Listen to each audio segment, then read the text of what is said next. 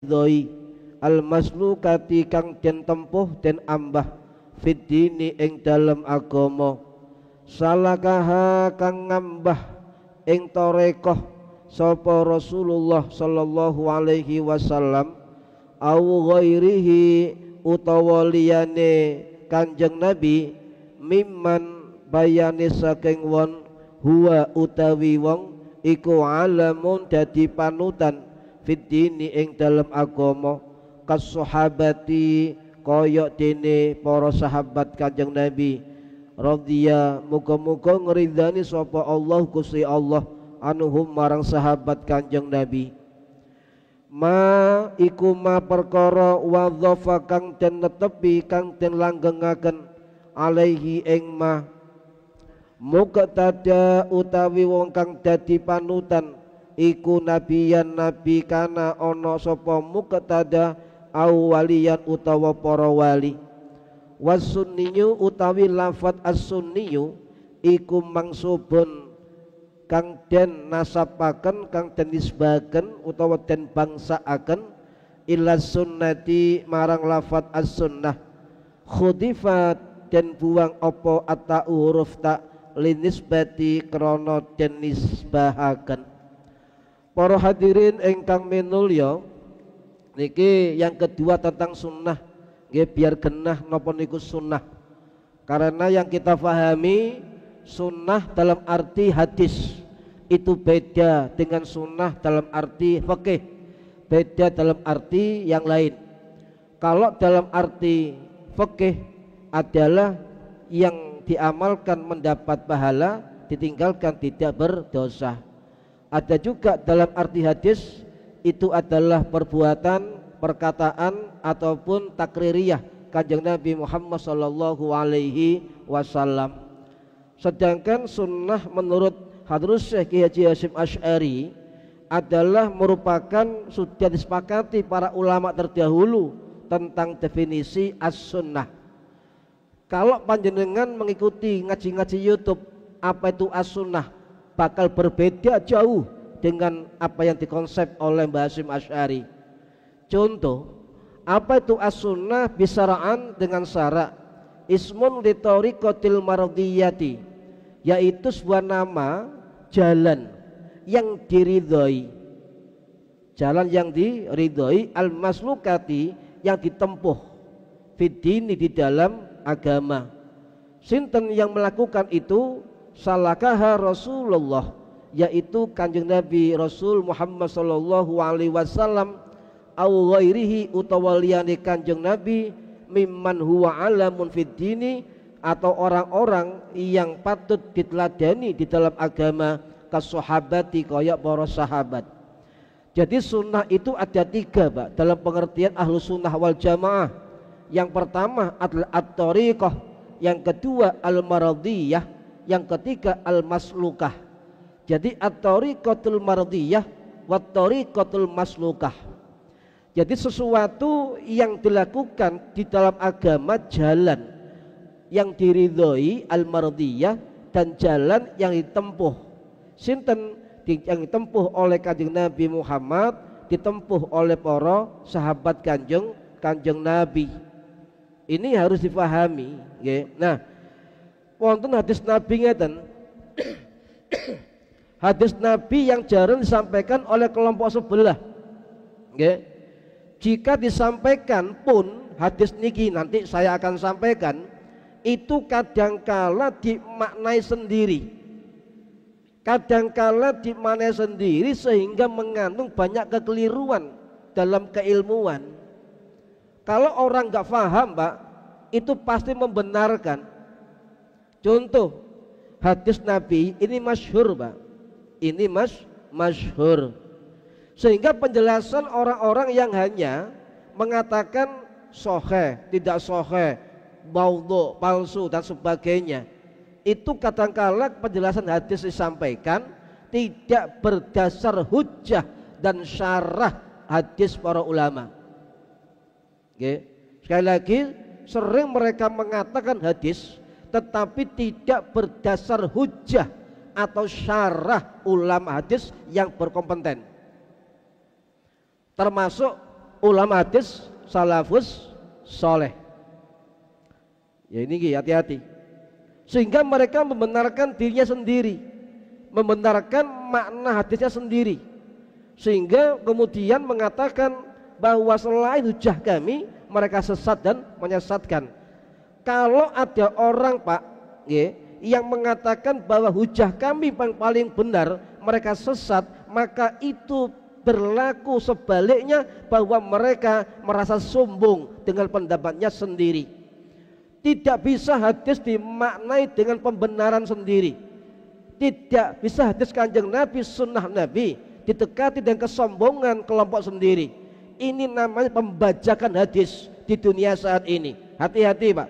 Meskipun sing nyampekno jenggoten tebel, dawa, batu ireng, jubahan, tapi hadis enggak berdasar, tidak berhujah, hanya soha sohe, tetapi tidak nyampaikan sanad hadisnya, maka mereka enggak lengkap menyampaikan ilmu hadis, enggak lengkap menyampaikan risalah nabawiyah Kanjeng Nabi Muhammad sallallahu alaihi wasallam. Maka mereka enggak ada tradisi khataman kitab, enggak ada Pak. Coba dilihat masa ada kelompok mereka, enggak ada kan? Tidak ada khataman kitab ini ya dan sebagainya. Nah, apa hadisnya? Sampai tinggal dalam kitab niki. Alaikum bisunnati wa sunnatil khulafa'ir rasyidina mim ba'di. Ini dawuh Kanjeng Nabi. Nggih. Alaikum bisunnati, berpegang teguhlah kalian bisunnati dengan sunnahku, wa sunnatil khulafa'ir rasyidin, dan sunnah khulafa'ur rasyidin mim ba'di, setelah aku. Niki wonten tercatat hadis niki ten kitab Arba'in Nawawi wonten. Nggih. Beliau wafat tahun 1277 Masehi. Beliau bermadzhab Syafi'i, beliau berakidah Asy'ari. Niki jarang disampaikan. Bahkan ada di YouTube saya mangkalnya luar biasa mengatakan hadis ini dhaif. Berarti kalau mengatakan hadis dhaif dia yang berdusta Pak. Kita pastikan ada ustadz yang mengatakan hadis niki alaikum bisunnati wa sunnatil khulafa'ir rasyidin min ba'di, dikatakan dhaif, maka mereka pendusta ulama-ulama hadis. Sebab nopo? Saya mencatat yang saya tahu itu kurang lebih ada 29 ulama hadis besar yang merawikan niki. Bahkan sebagian mengatakan hadza sahih, hadza hadisun sahihun hasanun, hadza hadisun hasanun sahihun.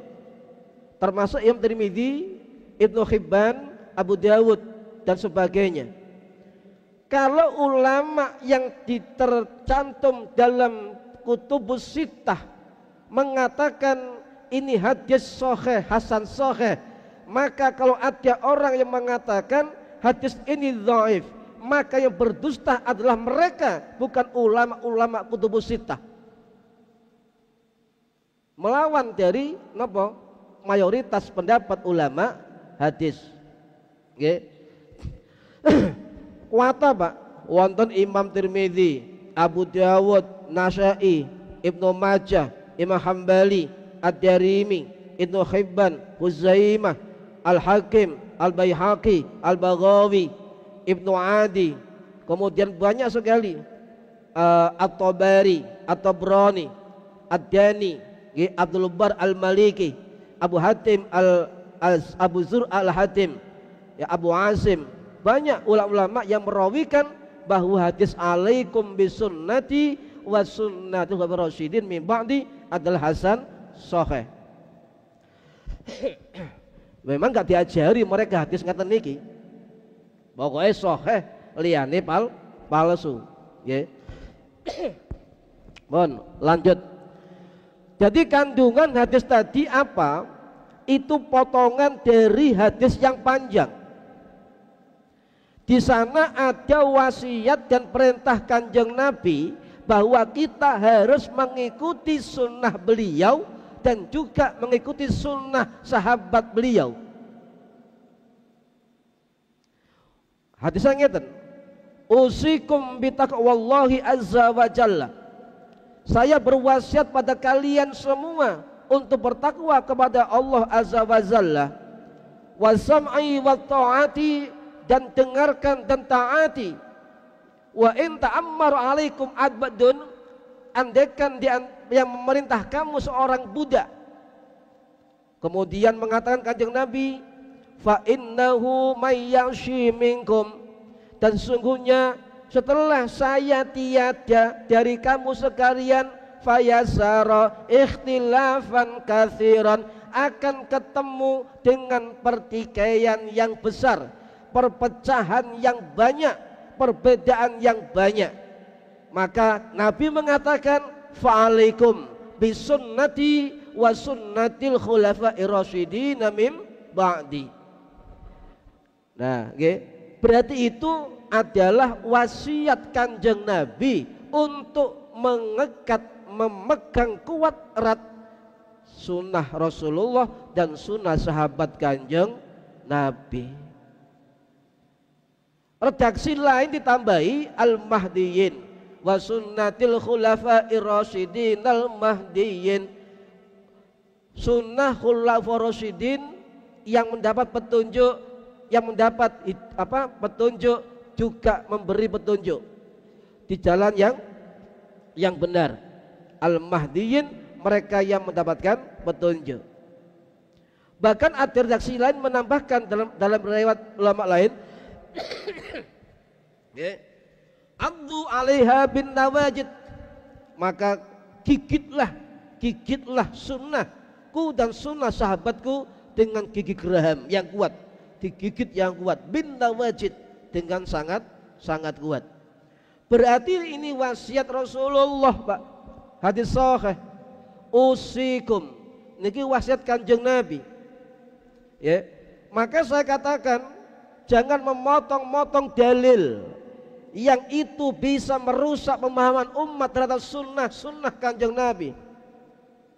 Kalau ada kelompok yang mengatakan kita ikut sunnah Nabi, tetapi mereka mengingkari sunnah sahabat Nabi, maka mereka otomatis tidak taat terhadap dawuh kanjeng Nabi. Mereka tidak mentaati terhadap wasiat kanjeng Nabi, sebab memisahkan antara sunnah Rasulullah dengan sunnah sahabat-sahabat beliau. Paham nggih? Paham boten niki? Hati-hati, Pak. Penggiringan opini publik muslimin seolah-olah para sahabat itu tidak ada kaitannya dengan Rasulullah sallallahu alaihi wasallam. Nggih, pun. Para hadirin rahimakumullah.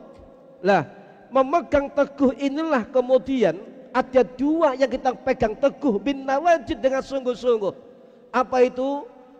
Alaikum bisunnati, sunnahku, kata kanjeng Nabi, wa sunnatil khulafa rasyidin, sunnah khalifah ar-rasyidin. Berarti sunnahnya Abu Bakar, sunnahnya Umar, sunnahnya Utsman, sunnahnya Ali. Cuma para kiai ulama mengatakan yang dimaksud itu bukan hanya 4 sahabat, tetapi ashabin nabiyyi sallallahu alaihi wasallam, para sahabat Nabi semuanya termasuk dalam makna hadis ini. Maka hukumnya wajib, kata para ulama, memegang sunnah Rasulullah dan sunnah sahabat kanjeng Nabi. Sakniki ayo dipreteli, Pak. Lek arek pondokan niku lek senengane mutolaah murojaah, niku coba apa sih artine redaksi hadis niki wau. Di situ wonten alaikum nggih.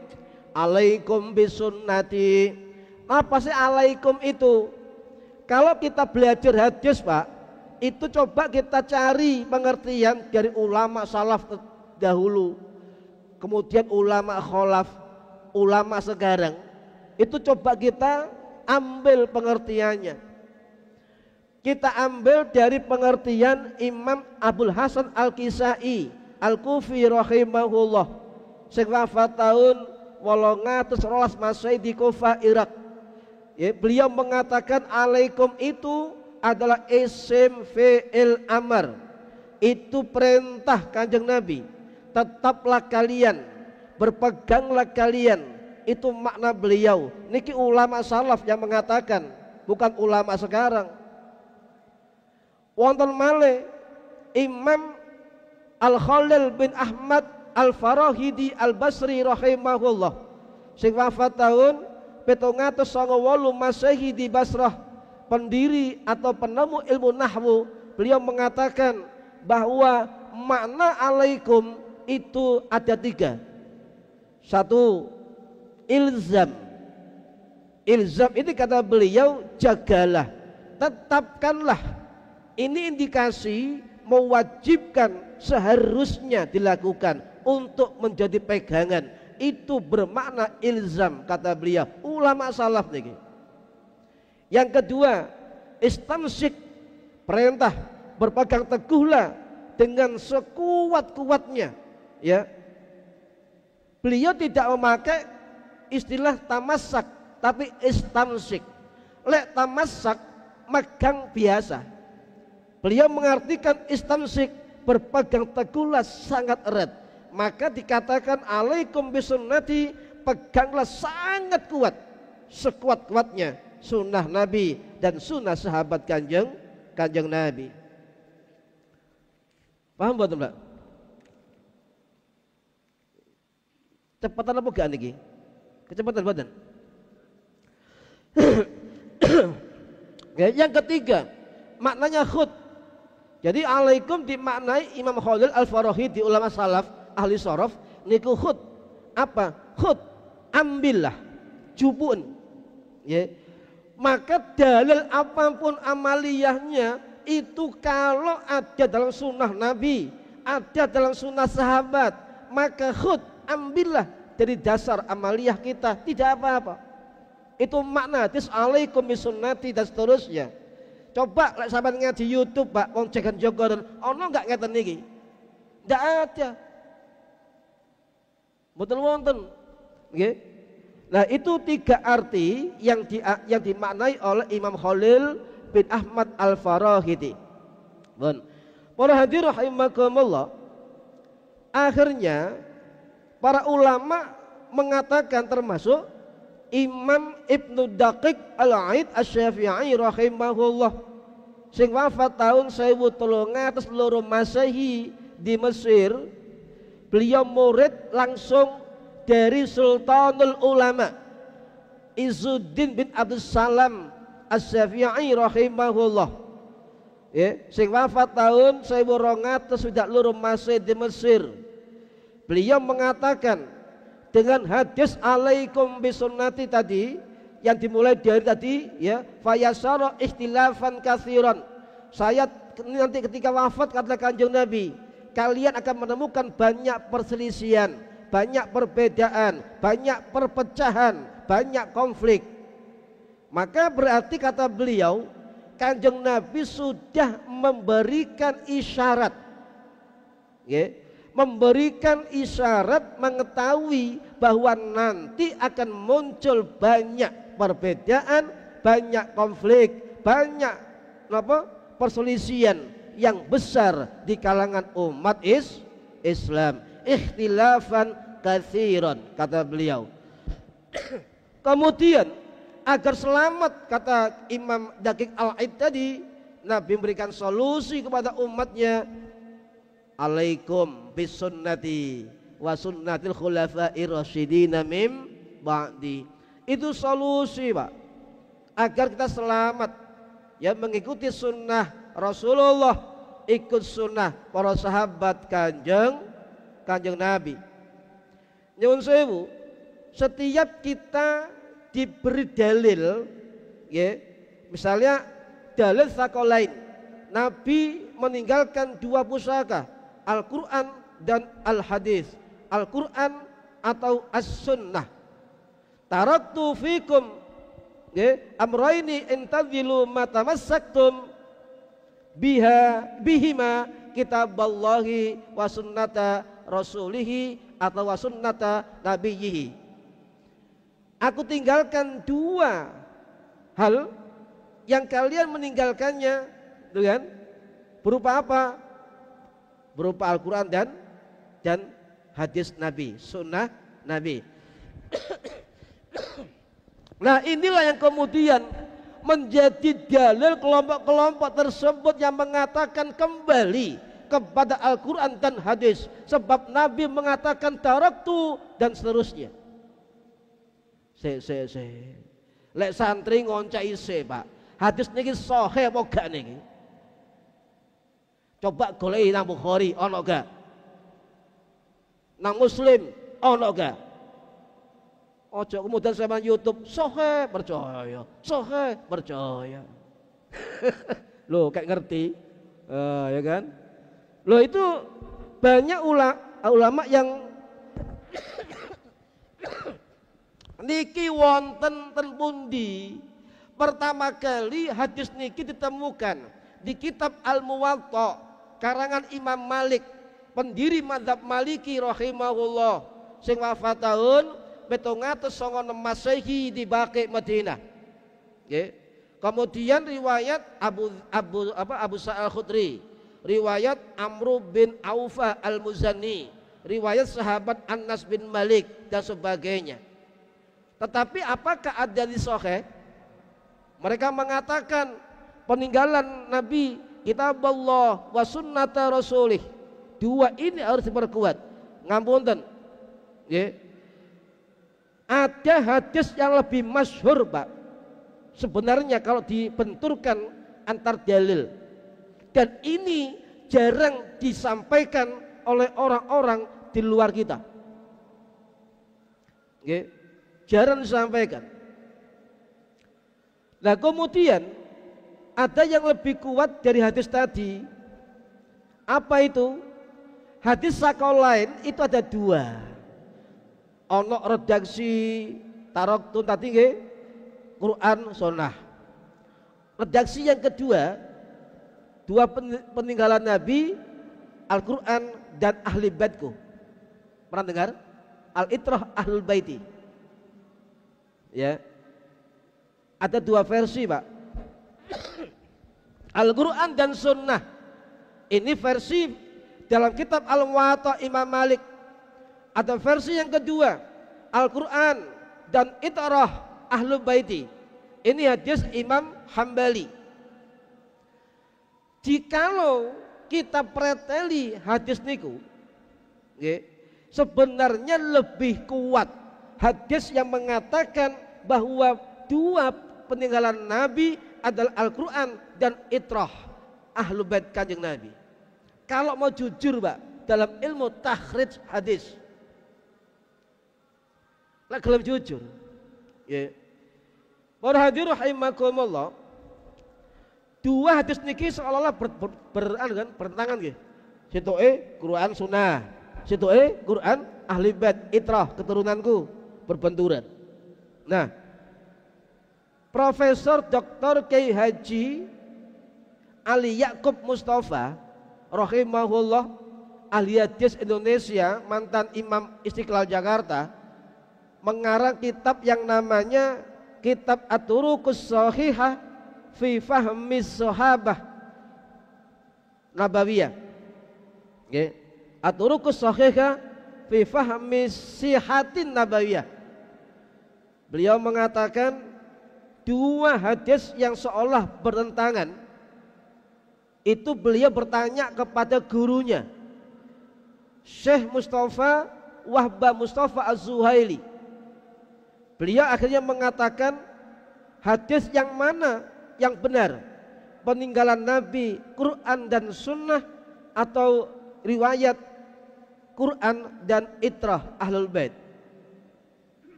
Al-jam'u baina hadainil hadisaini, menggabungkan dua hadis ini adalah ilmu penggabungan dua hadis yang seolah bertentangan. Fa'ajaba annal murada, beliau menjawab, annal murada, sungguhnya maksud dari hadis itu adalah bi ahlil baiti bi'ainihim wa innama litamassukihim bi sunnati Rasulillah. Bukan semata-mata kepada ahlul bait itu sendiri, tetapi seorang ahlul bait, Kanjeng Nabi, Sayyidina Fatimah, Sayyidina Ali, Hasan, Husain, 5 orang ini ahlul bait Nabi. Mereka pasti berpegang kepada sunnah Kanjeng Nabi.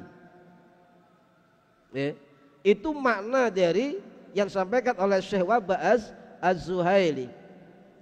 Para hadirin rahimakumullah, sebenarnya 2 hadis tadi, Quran dan sunnah, Quran dan itrah keturunanku, lebih sikoh perawinya dengan hadis Al-Quran dan itrah tadi.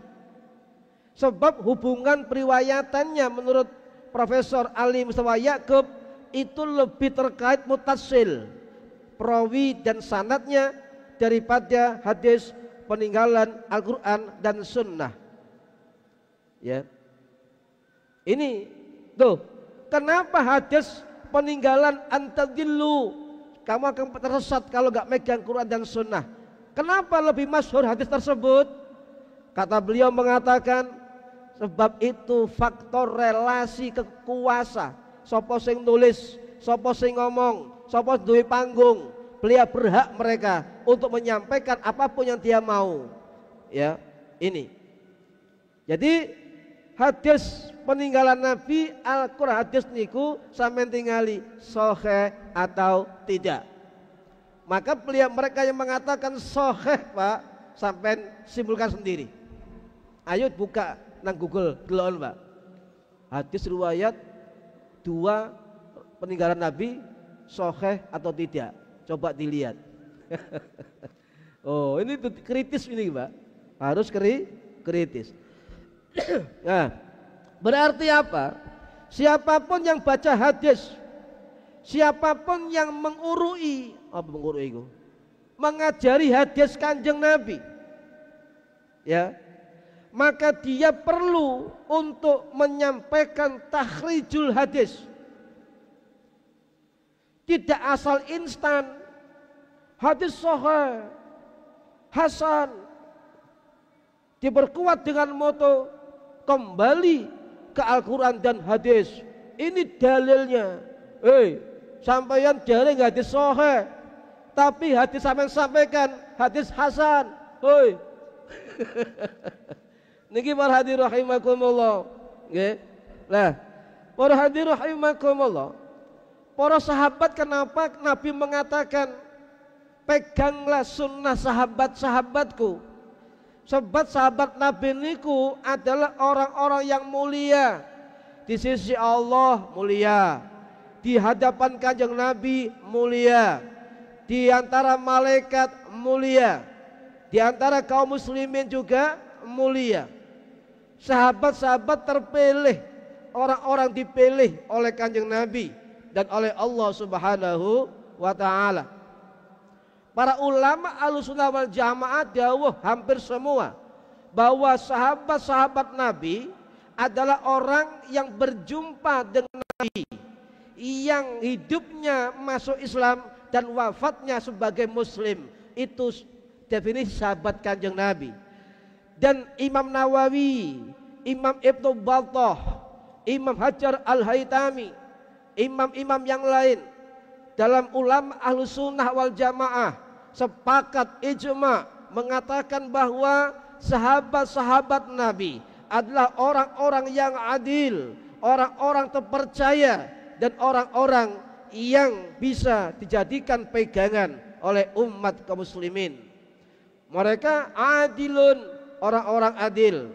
Mereka ummana, wong sing amanah. Mereka muti'in, wong sing taat dumateng Gusti Allah.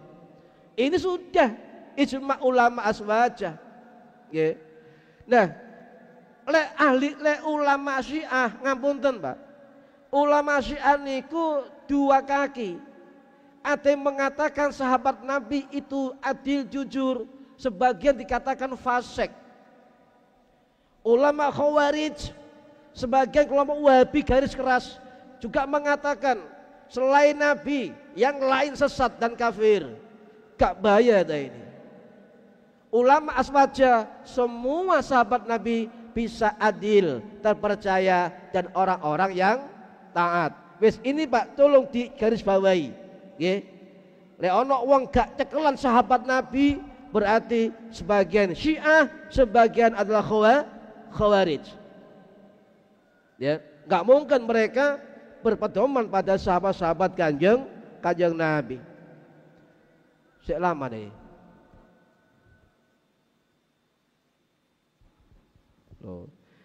Kanjeng Nabi dawuh khairun nas qarni, sebaik-baik manusia setelahku. Sinten sahabat kanjeng Nabi. Tsummal ladzina yalunahum, dan orang-orang setelahnya sinten para ulama tabi'in. Tsummal ladzina yalunahum, setelah mereka ulama tabi'in. Nabi 3 kali Pak dawuh niki, Pak.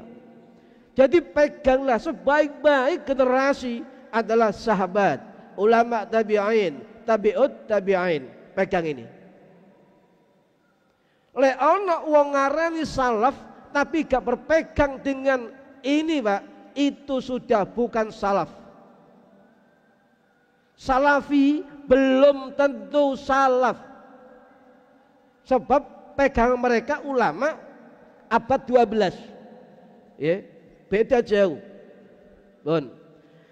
Siapakah Qarni itu? Setelahku. Para ulama mengatakan la syakka, ojo ragu-ragu, anna ahlal qurunil awwali waluzumi ashabin nabi. Ojo ragu-ragu, yang dikatakan Qarni adalah mereka sahabat-sahabat kanjeng Nabi. Singkat cerita, ulama-ulama salaf sudah berwasiat untuk berpegang kepada al-jamaah. Salah satunya adalah wasiat dari Imam Malik rahimahullah, pendiri mazhab Maliki, gurunya Imam Syafi'i, sing wafat tahun 709 Masehi di Baqi Madinah. Dalam kitab Al-Muwatta, Imam Malik berfatwa, fa'alaikum ayyuhal ikhwan, wajib berpegang kalian wahai saudara-saudara, bisuhbati ahlus sunnah wal jamaah, peganglah kuat, ikuti kelompok ahlus sunnah wal jamaah, waluzumi tariqatihim, dan ikuti jalan-jalan mereka. Abad pinten niki, Pak? Abad 700 Masehi sudah ada wasiat Imam Malik yang mengatakan ikutlah ahlus sunnah wal jamaah. Paham nggih? Meneng kabeh iki ya apa nggih? Paham mboten nih, Pak?